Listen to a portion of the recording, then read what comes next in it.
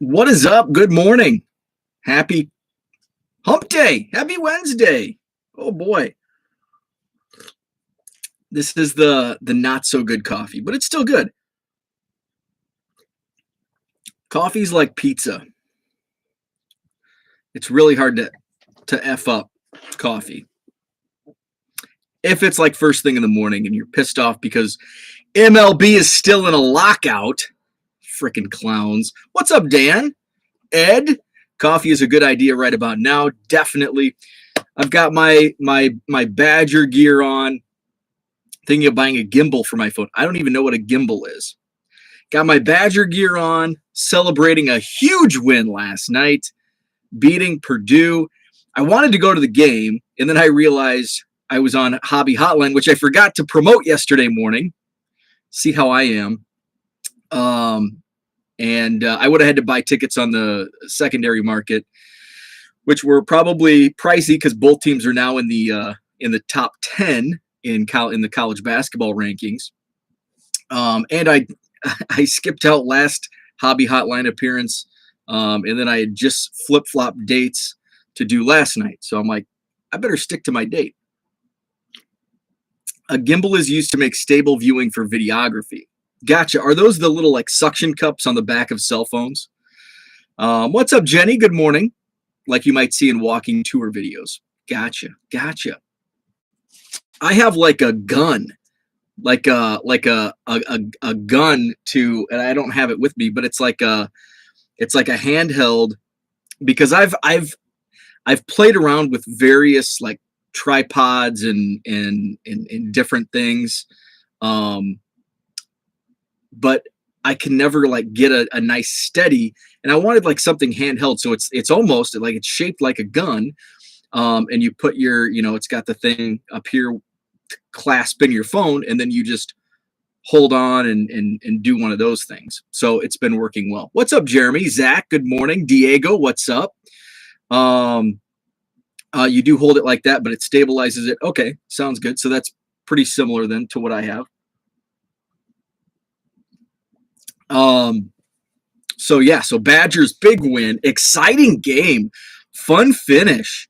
One of my buddies texted me. He's got season tickets. He texted and said, how does it sound on TV? And he texted me that at halftime, and Hobby Hotline ended at Hobby Hotline goes 8 to 9 on Tuesday nights. So when I went upstairs, it was halftime, and I'm like, I literally just turned the game on. It's in commercial break. But as they came back to Kohl Center, where the Badgers play, the announcers said, the Kohl Center's been rocking. He said it's, since he's been going to, since he's had season tickets the last couple of years, it's definitely the most ruckus. Is that the right word? Ruckus. So it was hopping, and Badgers won. So a big win over visiting Purdue. Purdue came in ranked number 8 in the country. Wisconsin in the latest rankings number 10. Jenny, I'm assuming this is basketball. Yes, it is. Yeah. So I'm excited. This is the time. I'm gonna go on a rant about Major League Baseball here in a moment. So get the good news out of the way.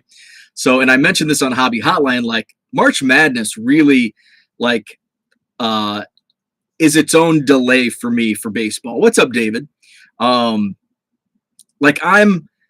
following, like when pitchers and catchers report to spring training, like I'll follow it. But then all of a sudden right around now, like a week after pitchers and catchers are usually reporting, conference tournaments begin. So I think next week is when we start seeing the first conference tournaments. And then of course that leads into Selection Sunday, which is now, I think 3 weeks away.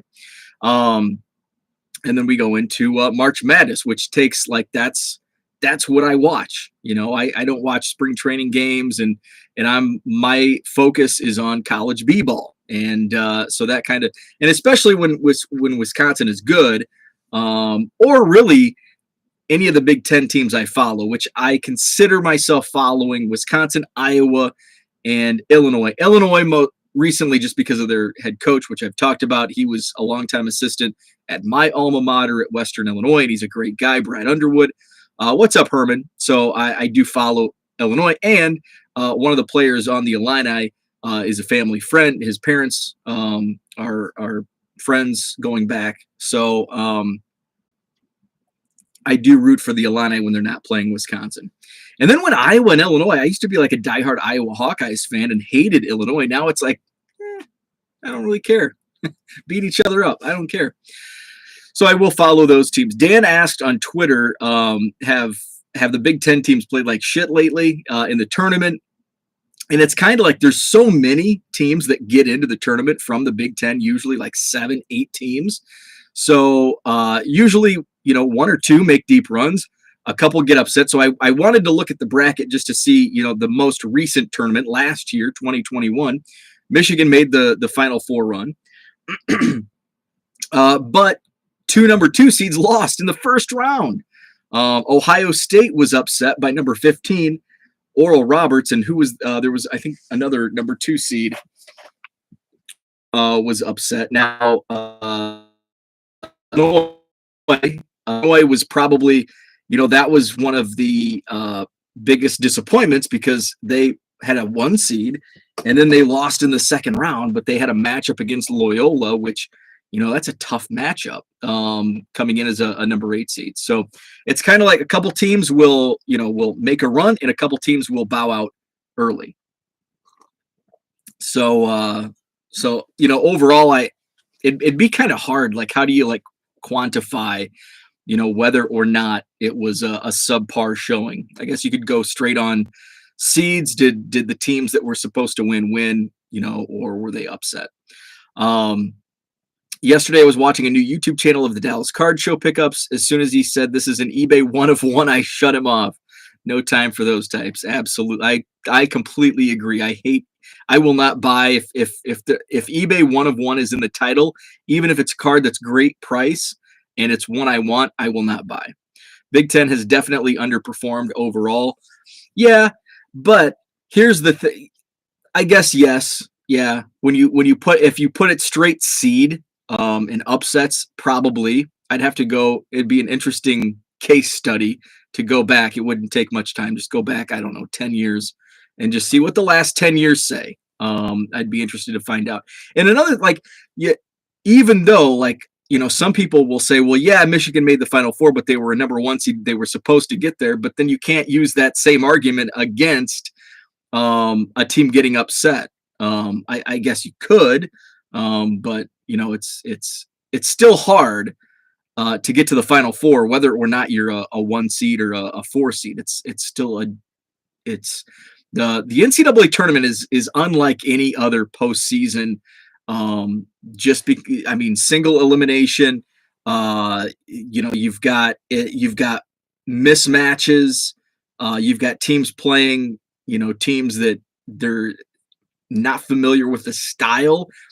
Somebody mentioned the officiating. That's definitely, a case because conferences have their own officials. So now you're seeing, when you play some of these non-conference games, pre-conference games, you're seeing these different officials from all over the country that you don't see, night in, night out once you get to the beef of your conference slate. So there's a lot that goes into it, and it makes it truly unique. How do you guys do Madness brackets? Are you playing for fun or for money? I've never done it. Would be interested for fun. It's fun. I just do it. Sometimes, usually I'm in, something.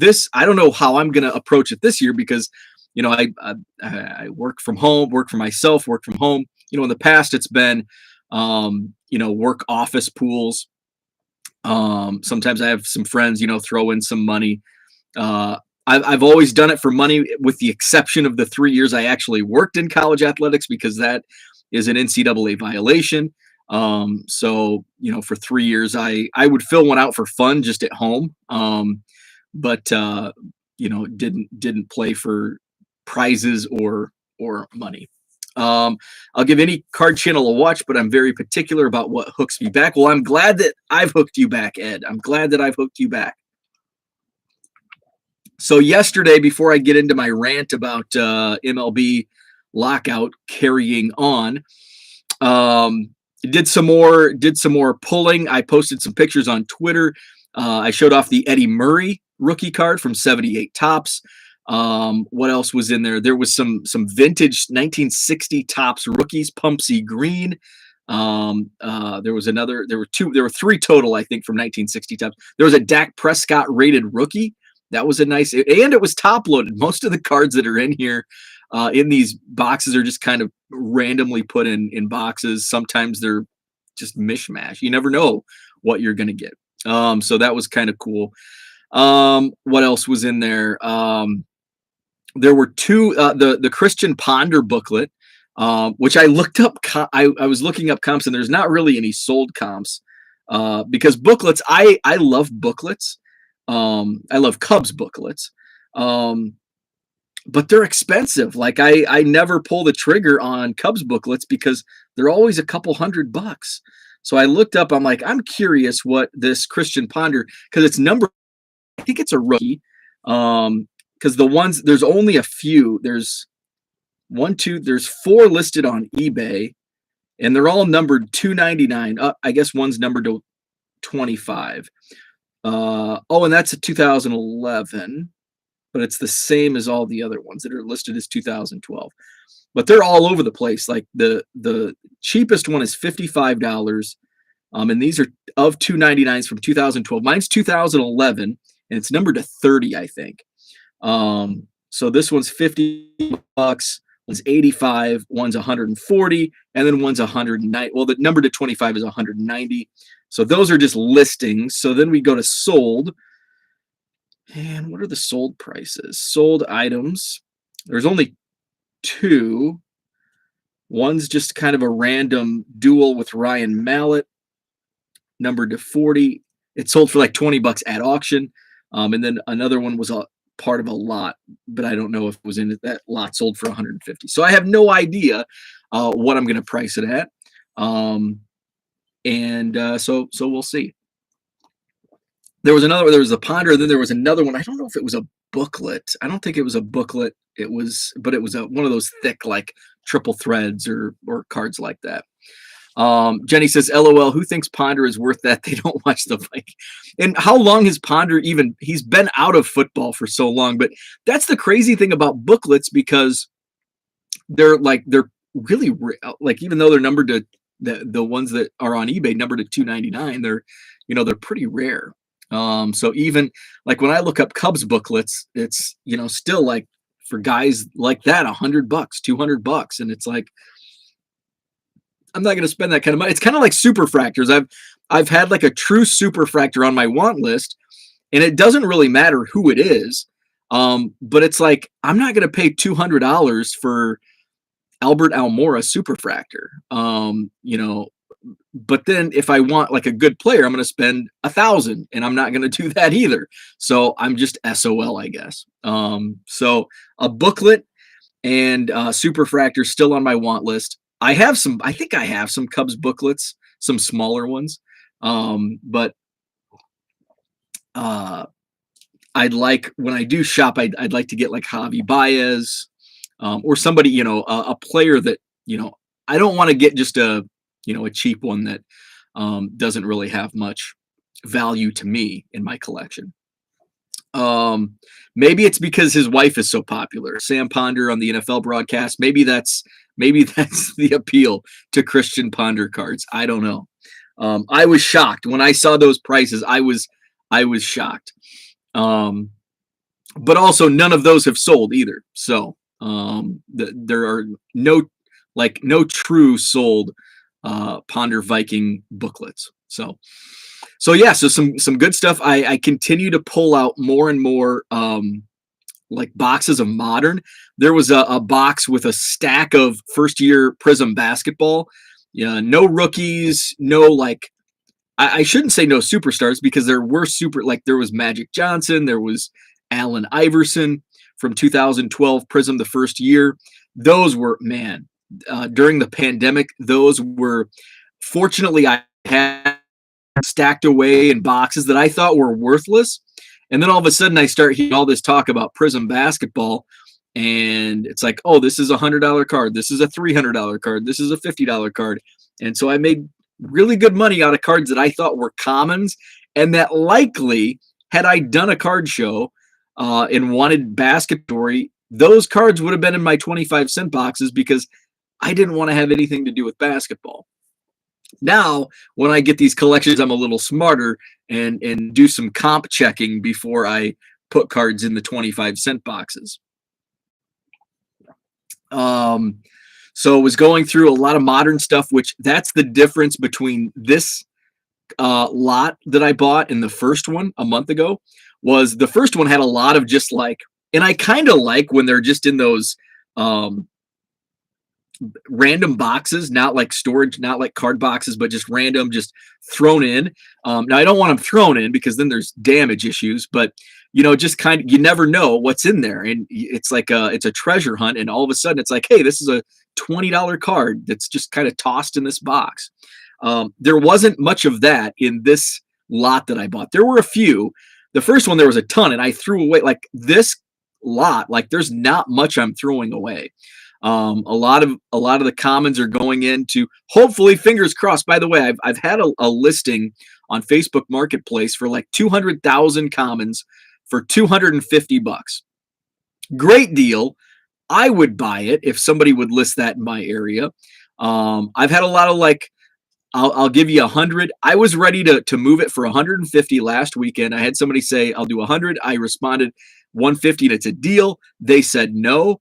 And I'm glad that they did, because now I've got two people that are interested this weekend. We'll see how that goes. One guy's coming from like Southern Illinois. He's like, I plan to come up on Saturday. I'm like, I do have other people interested. I'm not going to hold it. So if it's available Friday night, Saturday morning, it's his if he wants to drive up here at the ask price. So I'm glad the low ballers turned down my even lower offer of 150. So, and I told him, I'm like, hey, I just picked up more stuff and I'm going to add to it. So, he was happy for that. So yeah, a lot of stuff, just commons going in there. Somebody asked me about like teams. I don't have time to sort by teams. Nothing is sorted. So that's kind of how it is.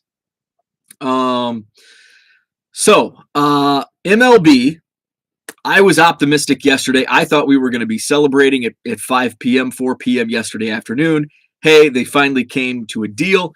Why was I and here's why I was optimistic.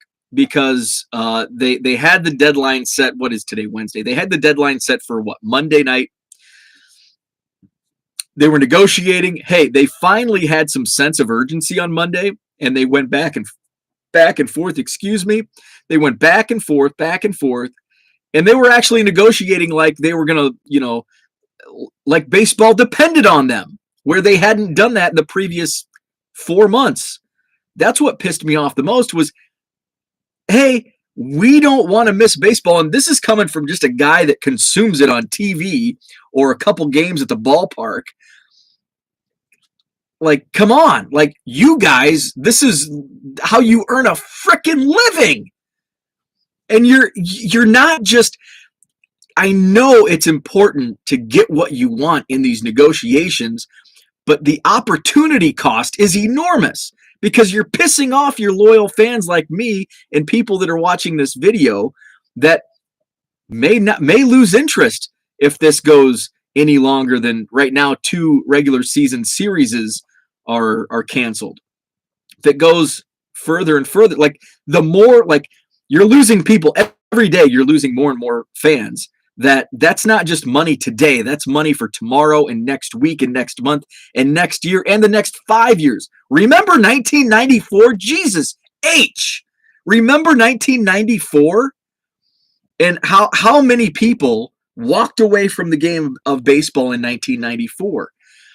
I was a kid. I was in those teenage coming of age years. I was 12 when 94 hit the strike. And I didn't start because I wasn't a fan of baseball again. I couldn't care less about Major League Baseball in 94, 95, 96, 97. And then your steroid guys, hello, McFly, Now you're like punishing them. They brought baseball back. They brought me back. Mark McGwire and Sammy Sosa brought me back to baseball. If it wasn't for, allegedly steroid use in 1998, I'd probably be not going to spring training, not collecting baseball cards. I'd probably be buying basketball cards or whatever. I wouldn't be watching baseball. So those guys saved it for me, and I know for a lot of others that came back in 1998. So it's like these guys, they make their money. They earn very good livings, by the way, very good livings, billionaires, and much of the players are millionaires. I know there's been like some of the players are, we're not all millionaires. Well, most of them are. I know there's some players that, yes, they're making the league minimum, and I'll get to that.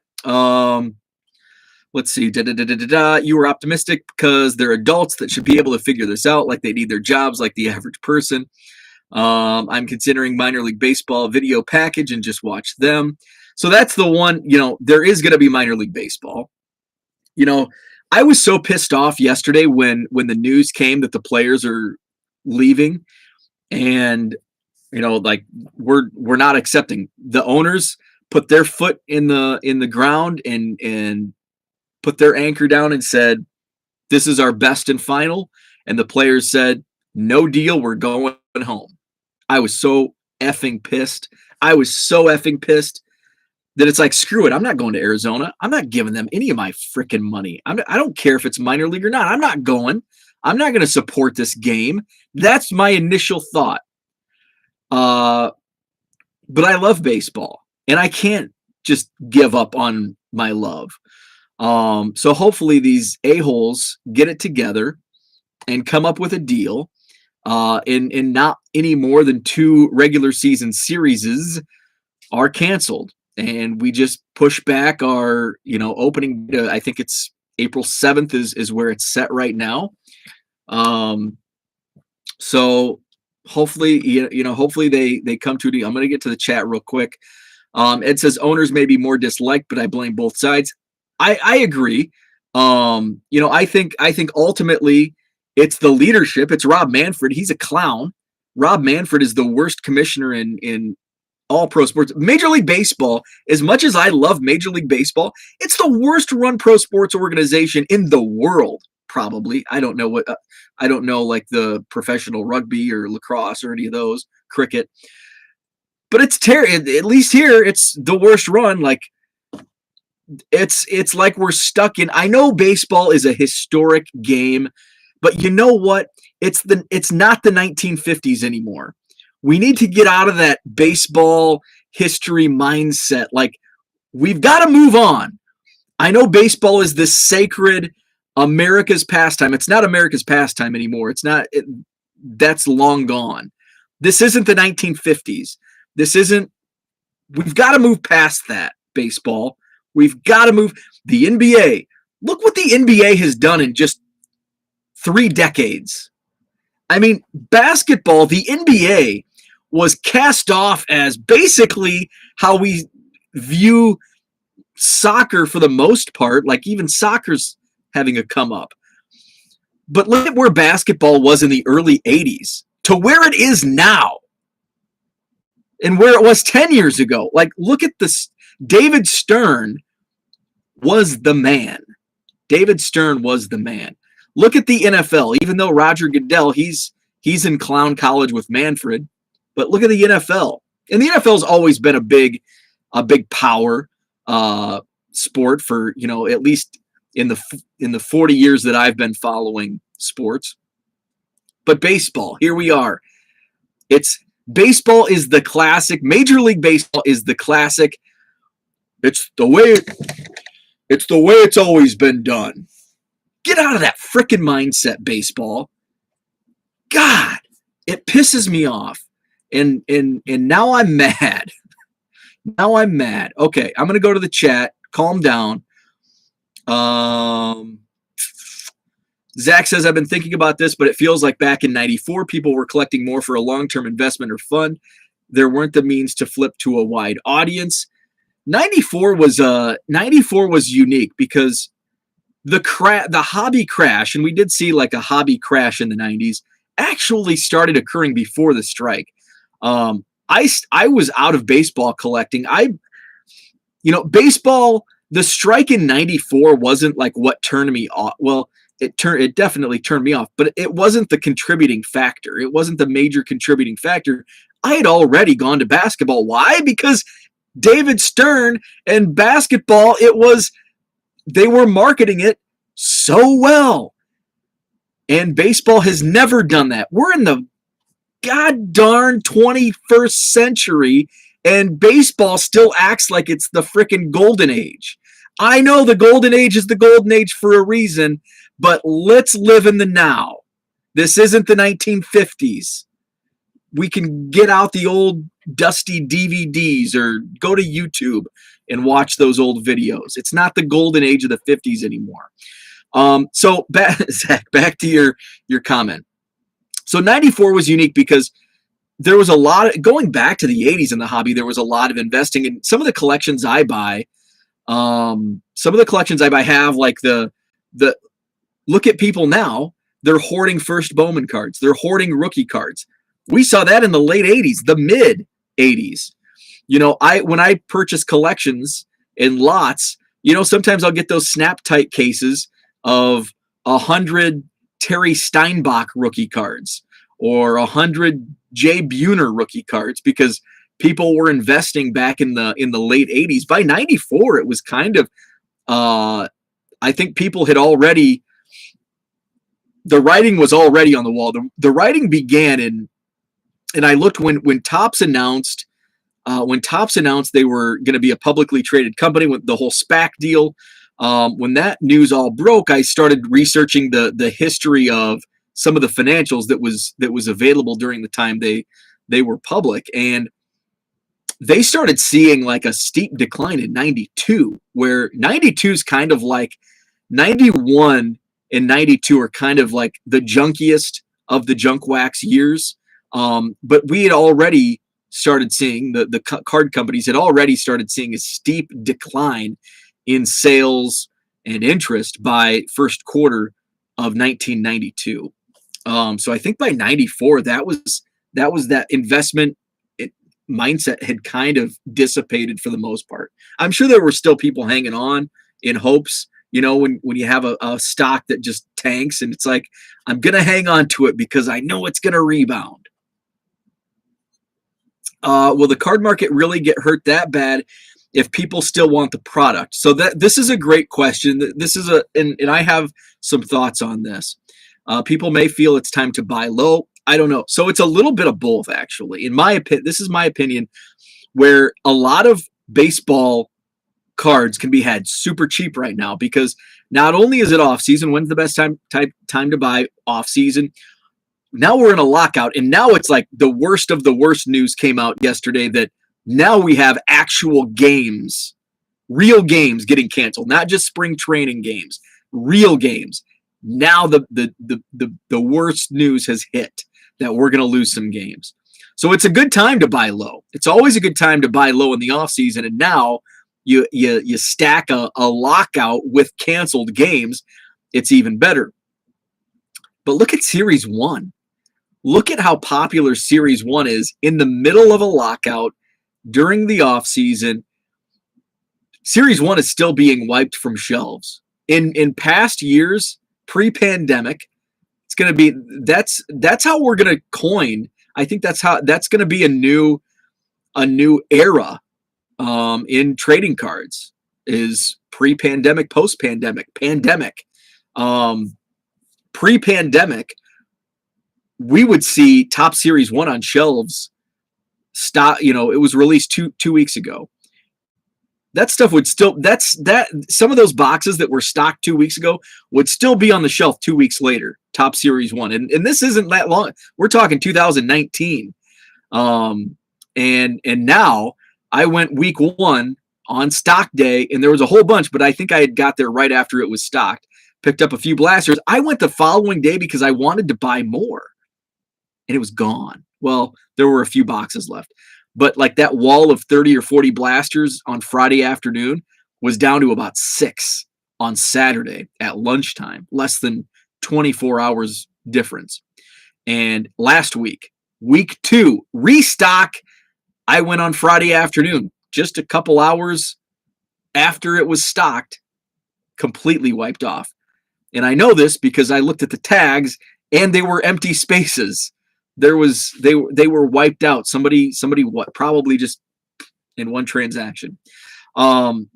So with that, we've got some good momentum. So the baseball card market is still in good shape, despite all this bad news around the baseball, lockout. But the further it drags on, now we're getting into the deep end where we're in trouble, where each day we're going further out into the ocean, and now we're exposing ourselves to waves and sharks and whatever else the ocean hides. So each day we're getting further and further out into the ocean and into dangerous, uncharted territories. Every single day this lockout continues. That wasn't the case a couple of weeks ago because it was still spring training. Yeah, we'll miss a few spring training games. Nobody cares. Nobody really watches outside of us diehards. We don't really care. I'm a diehard and I don't care about spring training games unless I'm out there. I think it's all a moot point if by some miraculous saving grace this week, and this isn't going to happen, in my opinion. Interesting. I just got an interesting eBay message that I might have to read at the end of the show. Well, I don't know what the message says, but the username is interesting. But anyway, the further this goes on and carries out, the worse shape the baseball card market's going to be in. If by some miraculous saving grace they come to agreement by the end of the week, hey, opening day is on April 7th, players are going out, that's just gonna revive. And here's another thing. It could be one of those things where, yeah, we're all pissed off that there's a lockout and they're canceling games, but as soon as the green light, as soon as we get that green light, I'm gonna be happy as hell. I'm gonna be happy as a pig in slop. And but every day at the same time,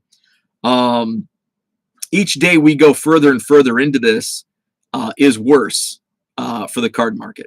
Cody says, with the season being delayed, would you be buying more of the draft picks that aren't in the majors yet, like Bowman draft? Definitely. Absolutely. I think that's where and that's worst case scenario. If we see, and I actually think, and here my pessimism is showing, I now think that baseball's opening day will not occur until June. And here's why I think that. The two sides, they finally showed a sense of urgency on Monday. They were negotiating, but they left. Now they're not there. And what did we see in December and January when they weren't in the same place? No sense of urgency, no wiggle room on what either side wanted. So we lose all of that. And both sides, now it's like MLB, the owners say they stuck their head in the sand and said, hey, this is our best and final, take it or leave it.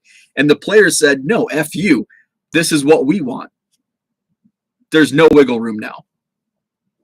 And I think there's gonna I don't think they're gonna talk for a while.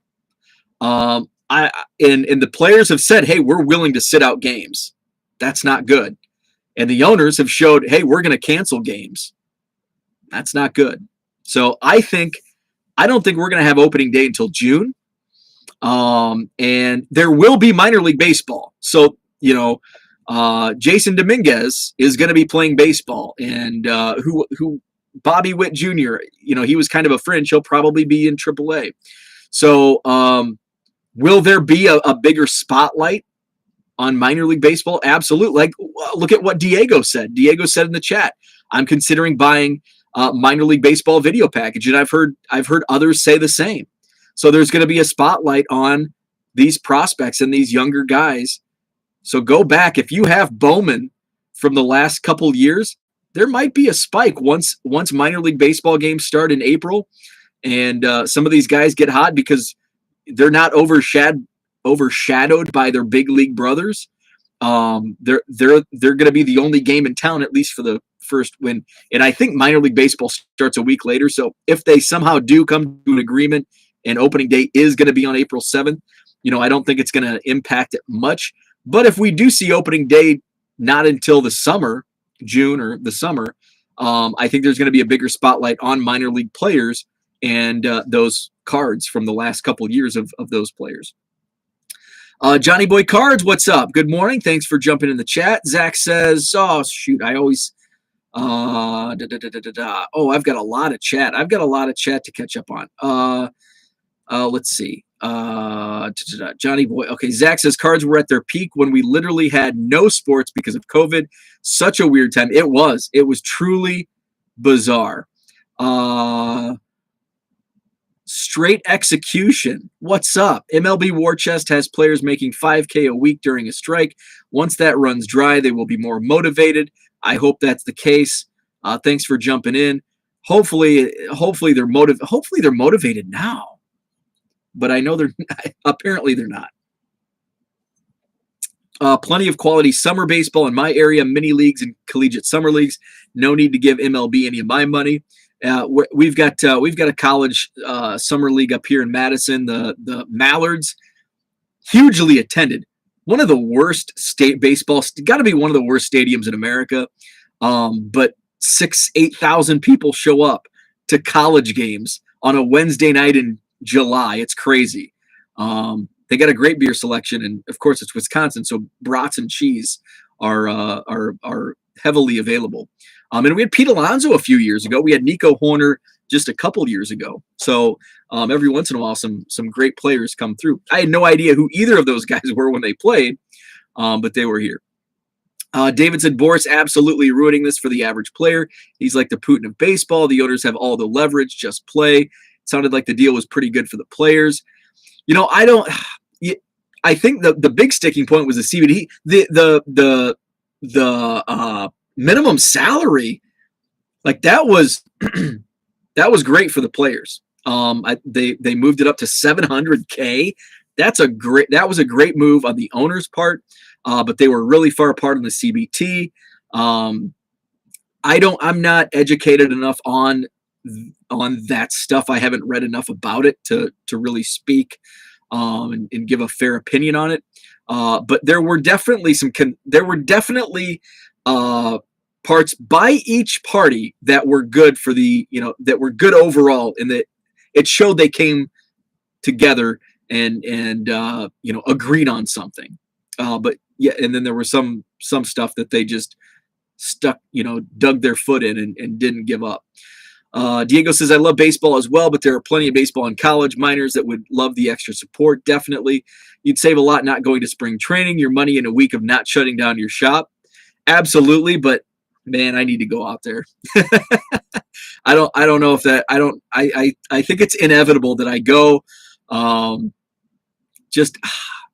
can't miss it 2 years in a row. I mean, I went in 2020 back when COVID was hitting, it had basically, so I was there the end of February and the first week of March, and, it was rampant overseas. But we really hadn't seen much in the States, but by the week I was out there, it was starting. Seattle had the outbreak. And, I've shared this story. There was another, on the backfields, the last day I was there, he was from Green Bay. And he's like, yeah, I called the car rental agency to see, if we can't board a flight because of this coronavirus, how much is it going to cost to take our rental car back to Wisconsin? And it's like, and we kind of laughed it off like, oh yeah, worst case scenario. And it's like, wow, how close was that to happening? Ed says if they are not on the field for 75th anniversary Jackie Robinson Day on the 15th, it will be a disaster. David Stern had a little help from MJ. Baseball just doesn't have cross-functional superstars like the other sports. Unrecognized. So, Zach, this is a great point. Unrecognizable to the casual fan. Why is that? Because baseball's not marketing them. That's on Major League Baseball. The superstars in baseball are unrecognizable because baseball's not marketing them. Basketball marketed. David Stern in the NBA marketed Michael Jordan to the masses, and Magic Johnson and Larry Bird in the 1980s. That was on the NBA. Michael Jordan was like one of, arguably the greatest player of all time. That helps. But Mike Trout is too in baseball. Mike Trout's one of the greatest of all time. He's not there yet, but he could be. And he could walk through a mall and half the people would probably not recognize him. Could Michael Jordan do that? Absolutely not. But that's on Major League Baseball. The reason they're unrecognizable is because Major League Baseball is not marketing their superstars. And they have superstars. Mike Trout's not really a charismatic guy. And I guess I don't know that. Diego could help me out. But to me, I don't see Mike Trout as very charismatic. But there's other superstars in Major League Baseball. Bryce Harper, Ronald Acuna, Fernando Tatis. Like these guys, like they're Javi Baez. Like these guys are on the field having fun, making baseball. Bryce Harper even said it. Let's make baseball fun. And Major League Baseball is like, no, I'm stuck in the dark ages of the 1950s. And that's on MLB. That's totally on Major League Baseball. They're not marketing these guys. Ed says 1980 NBA Championship Series was shown on tape delay to accommodate network programming. That's how far basketball came. And by the end of the 80s, it was Michael Jordan. And by that time he was all over Gatorade. And I should say, he had a good agent to get him those deals, but basketball took the reins of it and helped boost it and helped promote their superstars. I find the Angry Bo entertaining. Well, thank you. Because I'm pissed off. I want baseball. Someone needs to get a side-by-side of Angry Bo to December 3rd Bo and show MLB, here's what you do to fans, right? Zach, I would say that is a great point for why Trout is so overrated. Folks outside of baseball probably have no clue who he is. How did the leagues and the players union come together to make that deal with fanatics and not get a deal done with each other? That's a great point. In 94, didn't the government threat to remove their antitrust exemption to help motivate them to make a deal? Need them to do that again right now. I can't remember. I was only 12 and I wasn't following baseball in 94. The strike, don't get me wrong, the strike had an impact on me as a fan. I wasn't a really big baseball fan in 94. But I definitely wasn't a fan in 95 because it's like, are they playing? It's out of sight, out of mind. And we talked about this last night on Hobby Hotline. I think Jenny actually asked the question, what does it do to, and I know that we talk about Wander Franco ad nauseum just because he's the it guy. If it was 2 years ago, it would be Tatis or Vlad Jr. If it was the year before, it'd be Ohtani, year before Judge, year before Story. So there's always a flavor of the year. So this year it just happens to be Wander Franco, so that's why you hear his name a lot. What happens to his prices if this lingers on? Well, out of sight, out of mind. If there's no baseball, Wander Franco's not on the field. Who's Wander Franco? Oh, is he playing? Is he doing well? Oh, baseball's not playing? It's one of those. Out of sight, out of mind. Cooter Lev. What's up, Cooter? 1993 was the last new pack I ever opened. Wow. I went 100% vintage and have never looked back. Baseball is digging its own grave. I agree. And I do hey, this week I'll probably go and look for retail and I'll buy baseball.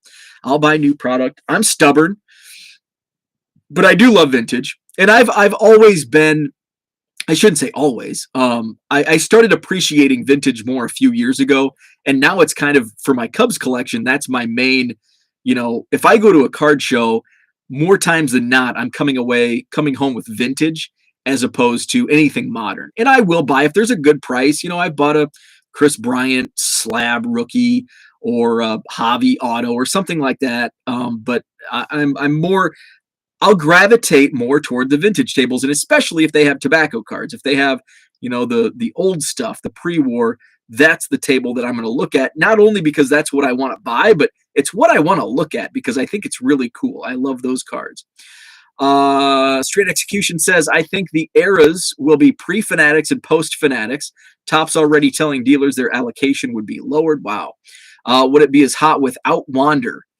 No, I don't think so. If it's all things the same, and Wander Franco was replaced with Alec Mills on the checklist, just use a random Cubs player. If the checklist had everything except Wander, and Wander was some random relief pitcher, I don't think the Series 1 would be as hot as it is right now. And that's a great point, Herman, where in years past, Series 1 isn't known as the hot rookie product. Like, usually the hot rookies are not in Series 1. But maybe this is Topps actually having business sense. And we always joke Topps is all about the money, but when you really look at it historically, if you put a hot rookie like Wander Franco in Series 1, you're going to sell a hell of a lot more cards because you produce a lot more Series 1. When we see it, in years past, there's no hot rookie in Series 1 for the most part, especially at release. A lot of times when there's a rookie in Series 1, he's a late bloomer. But they can sell a hell of a lot more product. Now, you go to Walmart in 2019, 18, 17, 16, on and on, there's going to be Series 1 always on the shelf because there's not that Wander Franco type level player. So maybe Topps came to their business senses. Isn't that funny to think about? And it's like, hey, if we put Wander Franco in Series 1, we're going to sell a hell of a lot of cards. Now, and also, I guess now I'm playing devil's advocate with myself. It's not really that way because the stuff that's on the shelves at Walmart, Topps has already sold that. Like, that's not on Topps. That's on, Excel or M&J Holdings, and Target and Walmart. So it's out of Topps' hands. So I guess my own argument for that is kind of out of the water because Topps has already made when it's on the shelf at Walmart and Target, Topps has already got that money in their pocket. What percentage on a scale of 1 to 100 do you think these card companies' supply chains are operating at right now? That's a tough question. That's a tough question because there's so much that goes into it, and it's not just a supply chain issue. It's I guess it is. It all kind of goes back to supply chains where we're seeing there's a shortage on paper. There's a shortage on printers where companies can't get to their printers. There's a lot of stuff that's stuck on barges in the ocean because the ports are so full. So I couldn't put a number to that. I don't know, but there's definitely some major issues going on because of the issues with the supply chain. Fans who are ultimately pay the salaries, people are getting tired of how much it costs to go to games. Maybe fans should go on strike and let them look at empty stadiums. It's easier said than done. That's what we all say, but at the end of the day, there's enough people, there's enough demand, even at the high prices, that people are going to go. And I go to 1 or 2 games a year. I spend the money on the tickets. I buy their $11 shitty beer, and I buy a few of them. I buy their $10 hot dogs. But it's an experience. I don't do it every day. I don't go to 80 games a year. I go to 1 or 2, sometimes 3 or 4. But it's an experience. It's like a mini vacation. For me as a baseball fan, my wife, it's just kind of like, oh, here we go again. But there's enough demand that, they could raise the prices even more and people would still go. Like they're not even to that. Look at $11 for like a 12-ounce Miller Lite, and how much beer do they sell? Because I'm still buying it for $11 because that's what I go to the ball game to have a couple beers and a hot dog and watch baseball in the sun. I mean, there's nothing better. So unfortunately, there's even more room to raise those prices because there is demand. I watch every spring training game every day because I live in the Midwest and love to pretend I'm in the sun in 80 degrees. I just passed the gas station on my way to work with $4 a gallon. That might have an impact.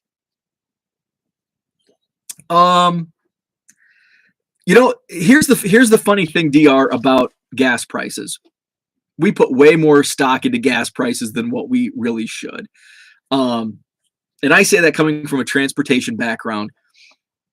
It really moves when you see the dollar sign, those numbers move up in any one direction, it basically gives, and this is coming from my transportation background with trucking, where it hits $4 and whatever diesel is right now, I'm not sure, but the trucking companies can, they can, it's all, it's a great negotiating tool where it's like, well, I've got to pay X amount in fuel.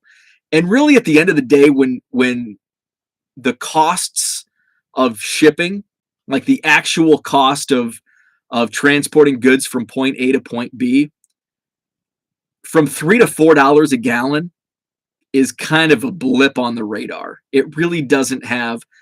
Now, yes, it does have, again, remember I do volume, so you have to think on a macro high volume level. Yes, there's an impact, but I think we as average people that just use gas to get us from point A to point B and, fill up every week or every 2 weeks, we put way more stock into those gas prices than what it really means.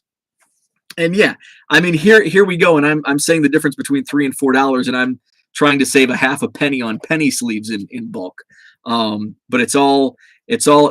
you'd be surprised by looking at the numbers. It does have, and I guess what I mean what I'm getting at, trying to make this concise, is the gas prices, the fuel prices, have very, very little to do with anything that's going on with supply chains right now, because we've seen fuel prices at this rate or higher, and it didn't have the impact on the supply chain or getting goods from point A to point B. Yes, there was increased costs.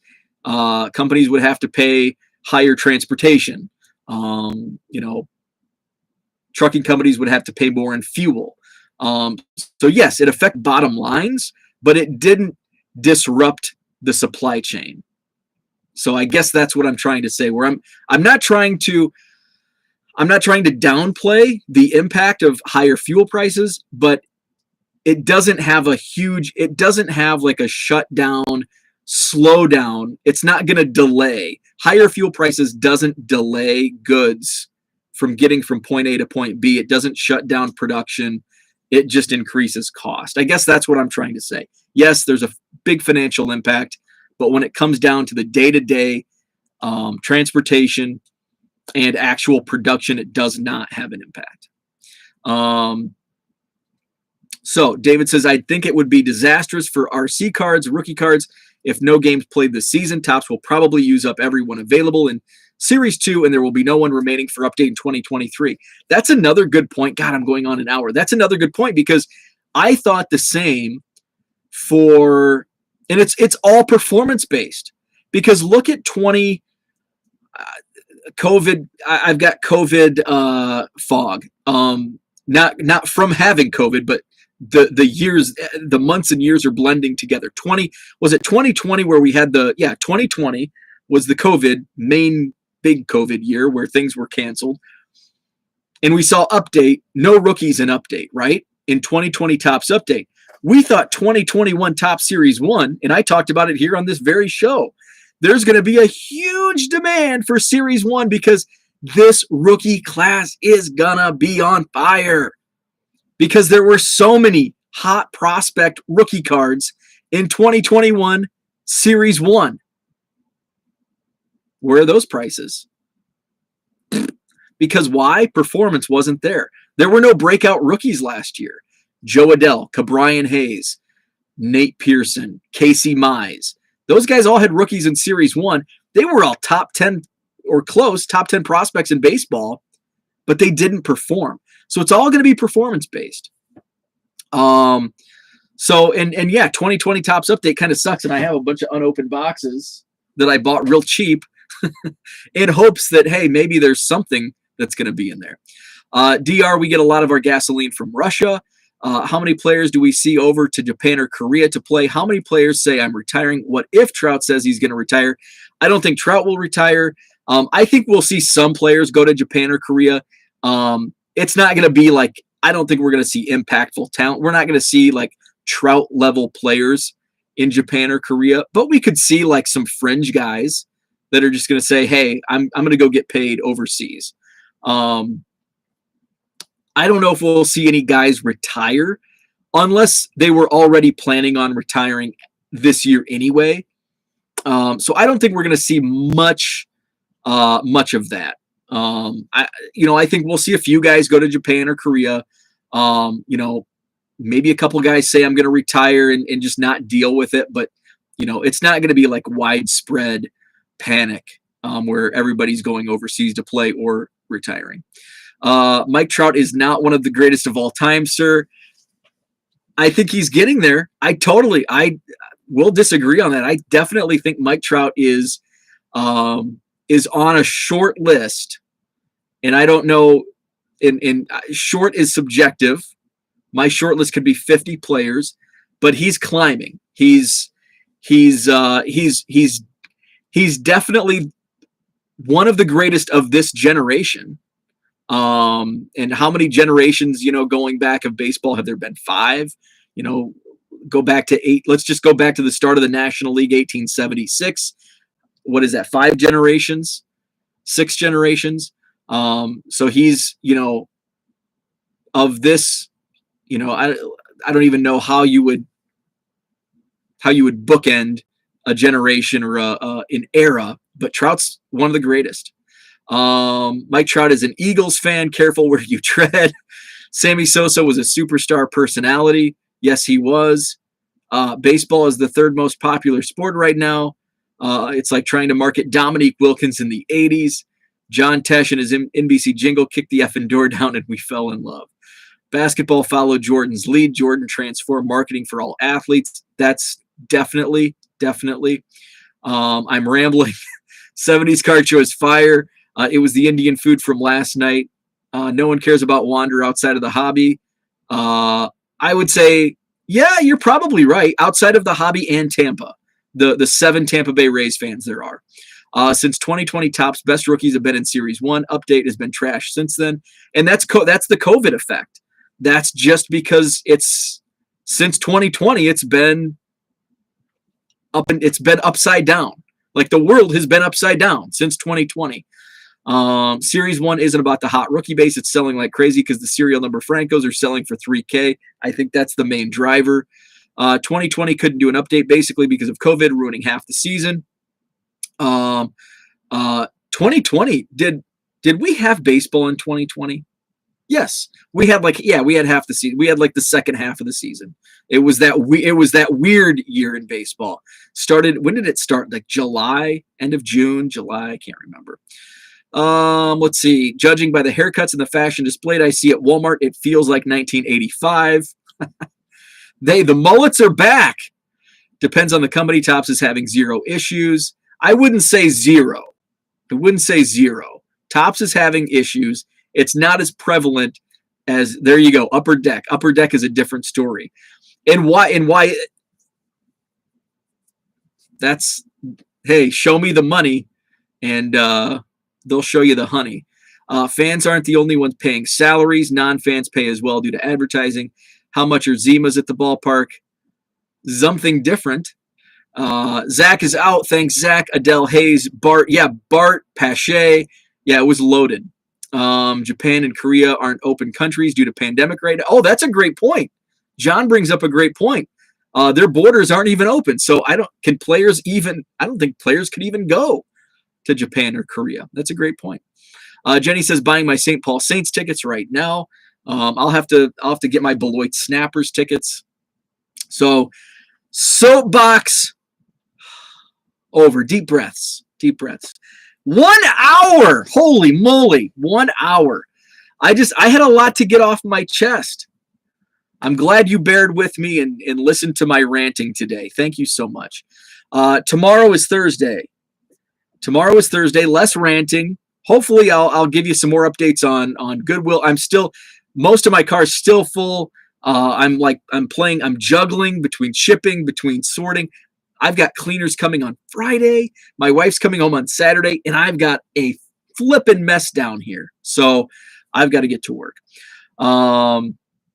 Who wins the Big Ten tourney, man? It's wide open. I'm biased. I'm gonna go with the Badgers, but it's so wide open. The Big Ten tournament is so wide open. My heart is Wisconsin, but it could be one of like 8 teams. Like, Purdue. I mean, Purdue and Wisconsin battled. Great game last night.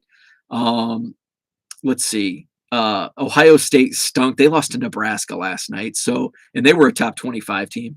Illinois is I almost said sneaky talented, but they're not. They're not sneaky because they were a preseason top 5, top 10 team. But they sometimes play like a bottom half of the Big Ten squad. Iowa's got some talent. Keegan Murray's a stud. So there's, Michigan State, you got Tom Izzo on the sideline. So there's a lot of like really good teams. So maybe not 8, but there's definitely 6. So, softball question. I've got my Badgers, but I think it's anyone's. I wouldn't be surprised if any one of 6 different teams wins the tournament, Big Ten. Thanks, Ed. I appreciate it. Thanks, everybody, for chatting. Have a great women's tourney going on where I am. Oh, nice. So have a great Wednesday, and we'll chat tomorrow.